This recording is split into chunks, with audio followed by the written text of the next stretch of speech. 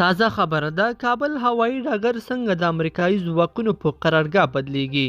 تازه امریکایانو څه ویلي دي، څنګه دغه هوایی ډګر د امریکایي ځواکونو په کمپ بدلیږي؟ جزئیات په ویډیو کې وګورئ او چینل سبسکرایب کړئ. السلام علیکم لیدونکو، ستړي مشئ.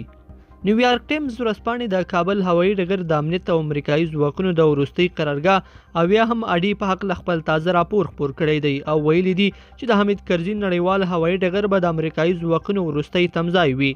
د ورځپاڼې په وینا چې کابل هوایی ډګر به د امریکایي ځواکونو په قرارګاه بدله شي. سرچینه زیاتوي چې د کابل هوایی ډګر د مسؤلیت اخیستلو په باره کې له ترکیې سره خبرې روانې دي، خو تر څو چې ترکیه دا مسؤلیت پر غاړه اخلي، تر هغه وخته پورې به دا مسؤلیت امریکایي ځواکونو مخ ته وړي.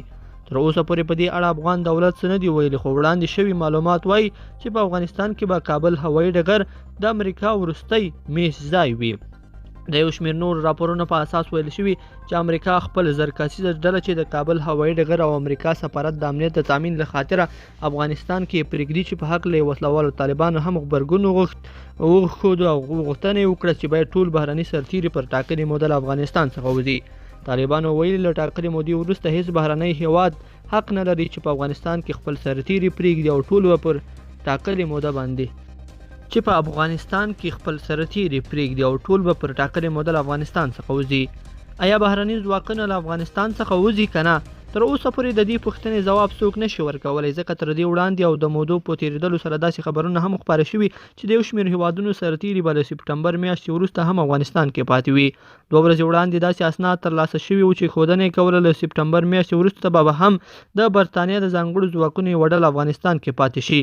د بهرنیو ځواکونو وتل. امریکا ویلي چې د دوی د سرتیرو د وتلو پروسه 50% بشپړه شوې. ایټالیا او جرمني اعلان وکړ چې خپل ټول سرتیري له افغانستان څخه وویستل. همدارنګه داسې پتیل کېږي چې د ناټو ځواکونو چوکاټ کې به ډېر لږ هیوادونه پاتې وي چې له افغانستان یې خپل ټول سرتیري نه وي ایستلي. لیدونکو، په دې هیله چې دا مطلب مو تر پایه لیدلی وي، که مو دغه ویډیو خوښه شوې ویډیو لایک کړئ او چینل سبسکرایب کړئ. تر بیا خو وخت.